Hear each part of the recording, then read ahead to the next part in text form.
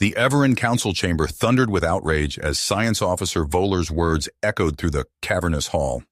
He had just shattered a millennia-old galactic misconception.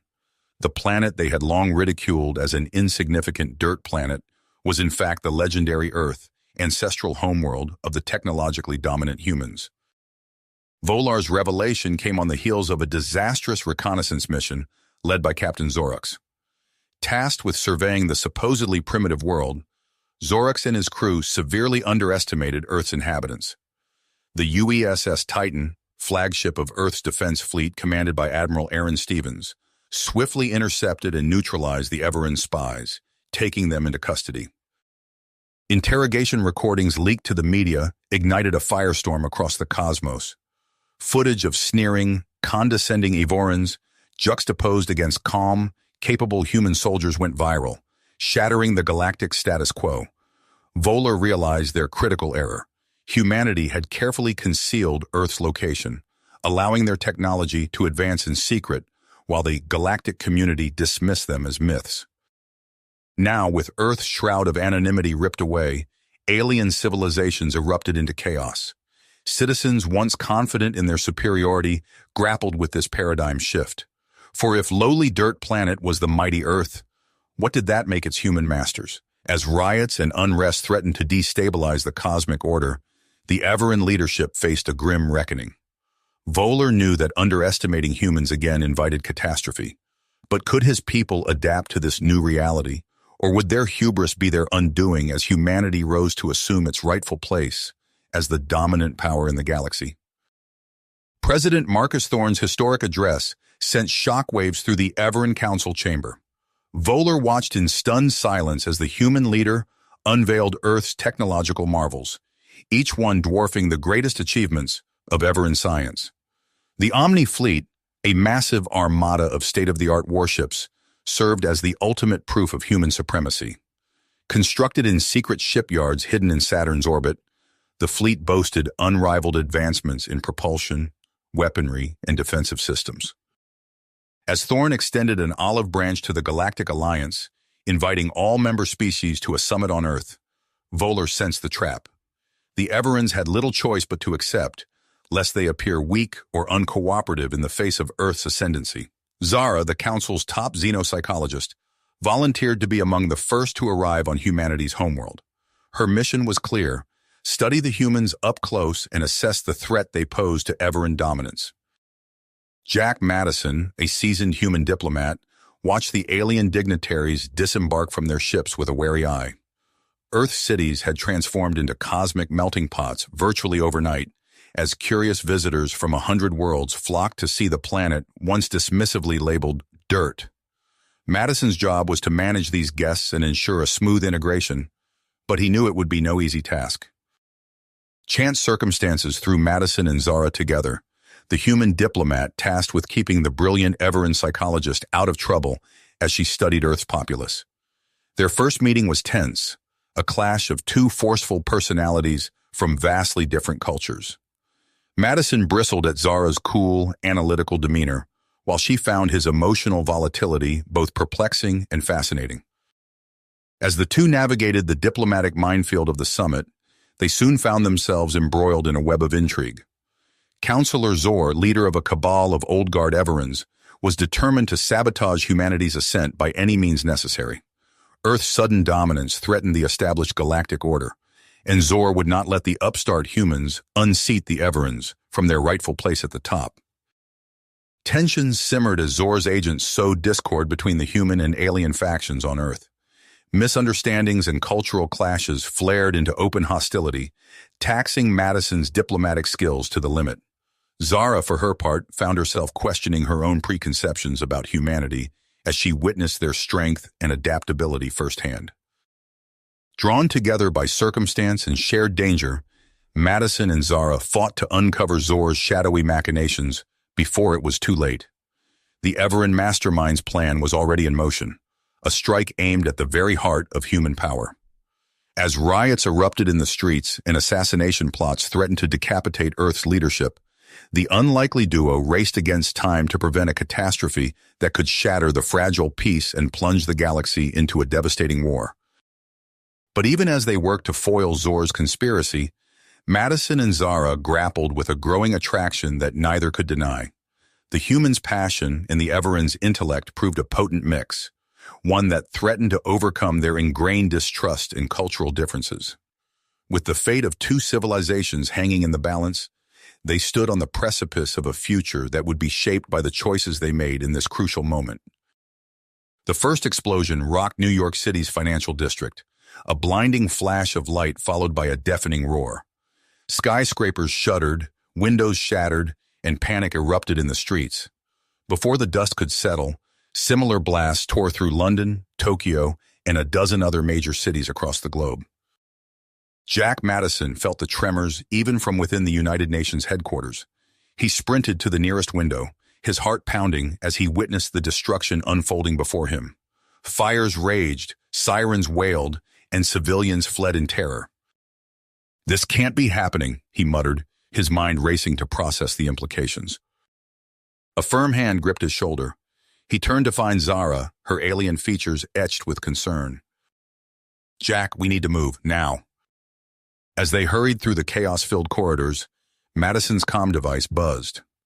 Admiral Stevens' holographic form materialized, his face grim. "Madison, it's a coordinated attack. We're detecting energy signatures consistent with advanced Caraxian weaponry. The Omni fleet is scrambling to respond, but we were caught completely off guard." Madison's blood ran cold. "Caraxian tech? But that would mean—" "Counselor Zor," Zara finished, her voice sharp with realization. They pushed their way into the emergency command center, where screens displayed the unfolding carnage. Human and alien diplomats alike watched in horror as city after city fell under assault. General Thaddeus Greer stormed in, his face flushed with rage. "This is an act of war. We must strike back immediately. Admiral Stevens, ready the Omni fleet for a full-scale assault on Everin space." "Stand down, General," Madison interjected, stepping between Greer and the holographic display. "We can't jump to conclusions. This reeks of a setup." Greer's eyes narrowed. "A setup? Millions are dead or dying, Madison. The time for your diplomatic niceties is over." As the two men faced off, Zara's voice cut through the tension.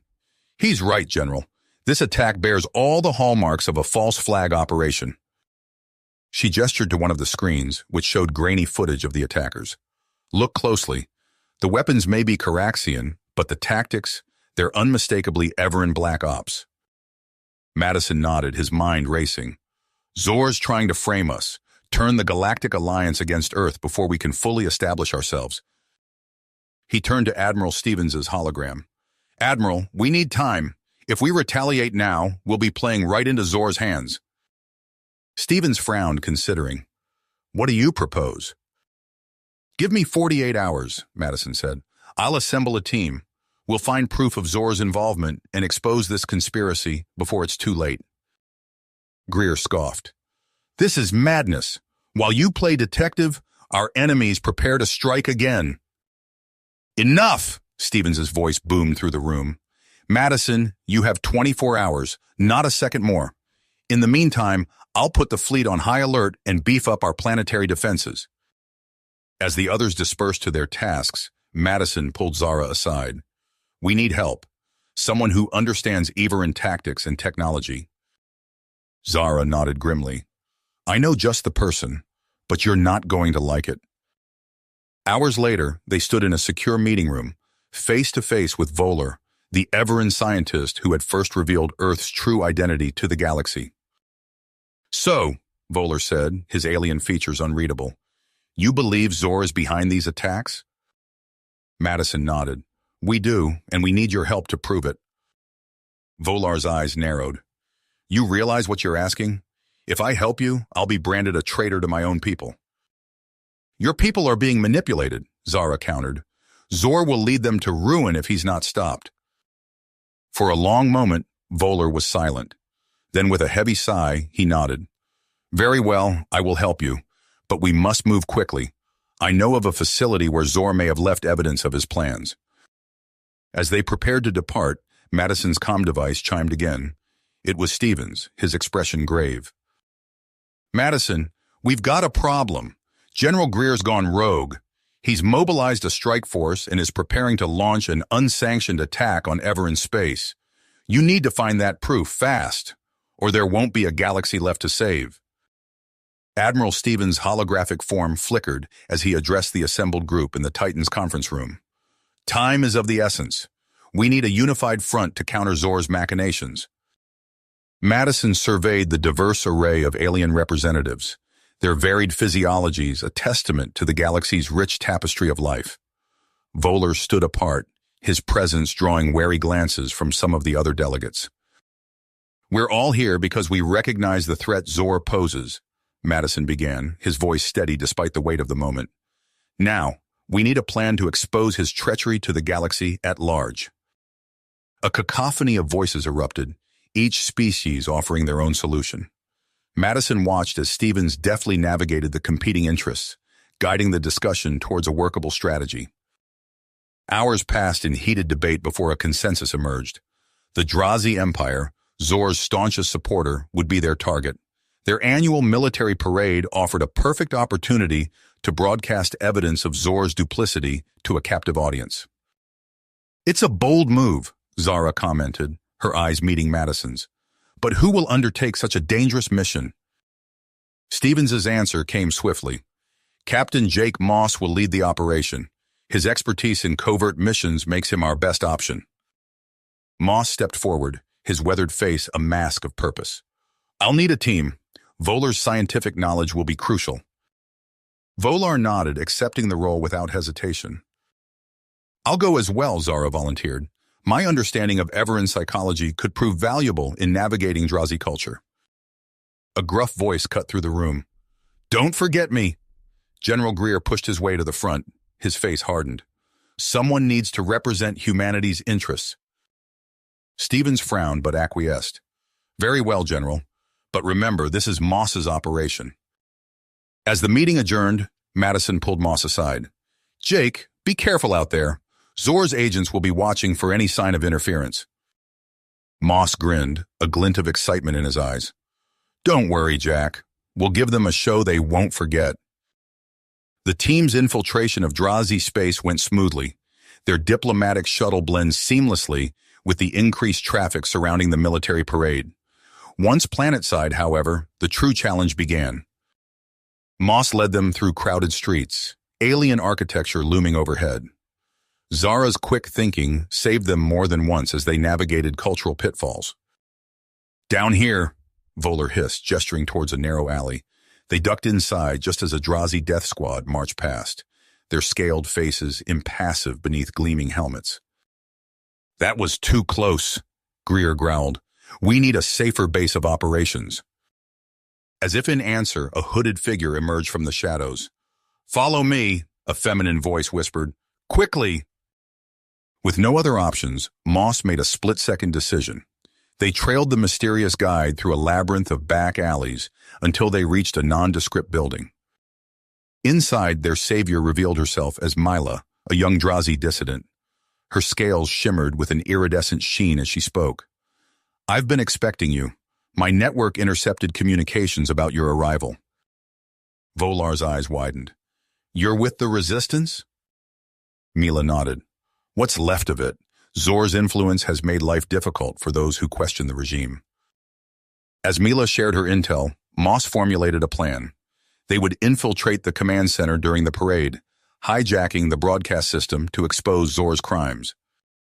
The day of the parade arrived, bringing with it a palpable tension. Moss led his team through maintenance tunnels, relying on Mila's inside knowledge to avoid detection. They reached the command center undetected, only to find it suspiciously understaffed. Voller worked feverishly to bypass security protocols, while Zara and Greer stood watch. We're in, Voller announced, his fingers flying across alien interfaces. Moss nodded, reaching for the data chip containing their evidence. But before he could insert it, alarms blared throughout the facility. We've been made, Greer shouted, drawing his weapon. Zara's voice cut through the chaos. Moss, look! She pointed to a monitor showing Zor boarding a shuttle, surrounded by identical warriors. A clone army, Voller breathed. He must have suspected our plan. Moss hesitated, torn between the mission and the chance to apprehend Zor. The fate of the stars hung in the balance, hinging on his next move. Decision. Gritting his teeth, Moss jabbed the data chip into the console. We finished the mission. It's what we came here to do. The evidence flooded the airwaves, images of Zor's treachery broadcast across the galaxy. Chaos erupted as the truth shattered years of carefully crafted lies. In the pandemonium that followed, Moss and his team barely escaped. They slipped away as Drazi society convulsed, the seeds of revolution taking root. Months passed. The galaxy reeled from the revelations, alliances shifting like tectonic plates. Earth found itself at the center of a new interstellar order, the United Galactic Federation rising from the ashes of conflict. Madison stood at the viewport of the gleaming new research station, watching stars swirl in the Telori Nebula. Behind him, dignitaries from a dozen worlds mingled, their excited chatter filling the air. "Quite a view," Zara said, stepping up beside him. Her new Federation uniform sat stiffly on her frame, a symbol of how much had changed. Madison nodded. "Hard to believe we're here. After everything—" A commotion near the airlock drew their attention. Voller entered, his movements stiff but purposeful. The Everin scientist had paid a heavy price for his defection, but his brilliance remained undiminished. "The particle accelerator is ready for the demonstration," Voller announced, his voice tinged with pride. As the group moved towards the lab, alarms suddenly blared. Security shutters slammed down, sealing off sections of the station. "What's happening?" Madison shouted over the din. A holographic projection flickered to life, revealing a face that sent ice through Madison's veins. Zor, his features twisted with hate, sneered at them. "Did you think you'd seen the last of me?" the Everin mastermind snarled. "Your hubris will be your undoing." Armed figures in sleek armor materialized throughout the station, their weapons trained on the shocked dignitaries. Madison's mind raced, searching for a way out of this nightmare. Zor's ultimatum rang out, each word a hammer blow. Earth's withdrawal from the Federation. 48 hours. The threat of execution. As the projection faded, Madison locked eyes with Zara. In that moment, they both knew the real battle was only beginning. On Earth, alarms blared in the Situation Room. President Thorne's face was ashen as he absorbed the news. "Options, people. I need options." Admiral Stevens leaned forward, his voice grim. "We have a covert asset that might work. It's experimental, but it's our best shot." "Do it," Thorne ordered without hesitation. Across the galaxy, Jake Moss received the call. His team assembled in record time, briefed on the teleportation device that would insert them into the heart of enemy territory. As they prepared to jump, Moss addressed his warriors. "This is it, people. The moment we've trained for. Let's bring our people home." Energy crackled, and in a flash of light, they vanished. The rescue mission had begun, but Zor's trap was already closing around them. You have reached the end of the story. If you enjoyed this story and want to support us, please leave a like and subscribe to our channel, and for every comment that says 88, I will heart every single one of them. Thank you for your time.